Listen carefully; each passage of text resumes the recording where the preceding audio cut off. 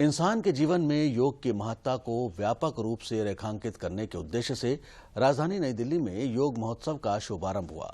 कार्यक्रम में बतौर मुख्य अतिथि भाग लेने आए केंद्रीय आयुष मंत्री सर्बानंद सोनोवाल ने कहा कि आगामी 100 दिन तक दुनिया भर में 100 शहरों में 100 संगठनों द्वारा अंतर्राष्ट्रीय योग महोत्सव के क्रम में जन जागरूकता अभियान चलाया जाएगा।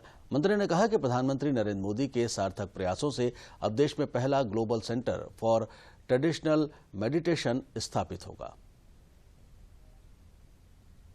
योग के विभिन्न आयामों और इसकी उपयोगिता को व्यापक रूप से प्रचारित और प्रसारित करने के उद्देश्य से मोरारजी देसाई राष्ट्रीय योग संस्थान के तत्वावधान में आयुष मंत्रालय द्वारा राजधानी नई दिल्ली स्थित विज्ञान भवन में योग महोत्सव का शुभारंभ किया गया। कार्यक्रम में बतौर मुख्य अतिथि भाग लेने आए केंद्रीय आयुष मंत्री सर्बानंद सोनोवाल ने कहा कि दुनिया भर में 13 मार्च 2022 से 21 जून 2022 के बीच 100 दिन 100 शहरों और 100 संगठनों द्वारा अंतर्राष्ट्रीय योग महोत्सव के क्रम में जन जागरूकता अभियान चलाया जाएगा।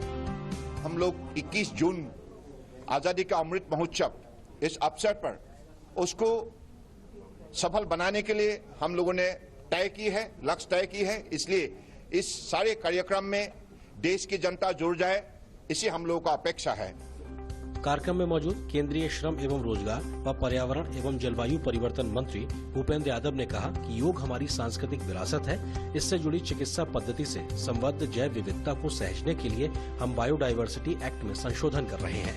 हमारी जो औषधीय पद्धतियां हैं वह अंतर्राष्ट्रीय स्तर का रिसर्च, अंतर्राष्ट्रीय स्तर का कॉपरेशन, अंतर्राष्ट्रीय स्तर की साइंटिफिक मान्यता हो, इसको लेकर भी हम बायोलॉजिकल डाइवर्सिटी एक्ट में संशोधन करते हुए आगे बढ़ाने का काम ये भारत सरकार माननीय प्रधानमंत्री जी के नेतृत्व में कर रही है। कार्यक्रम में विशेष तौर पर आमंत्रित अंतर्राष्ट्रीय योग ऋषि स्वामी चिदानंद सरस्वती ने कहा कि योग हमारी जीवन शैली का हिस्सा है। ये जो 100 दिन है, 100 इंस्टीट्यूशन, 100 लोकेशन, मुझे लगता है कि ये बहुत बड़ा काम है। इसे हमें आगे बढ़ाना चाहिए, हर व्यक्ति को आगे आना चाहिए, ये बहुत जरूरी है। End of the day what matters, your happiness matters, your peace matters.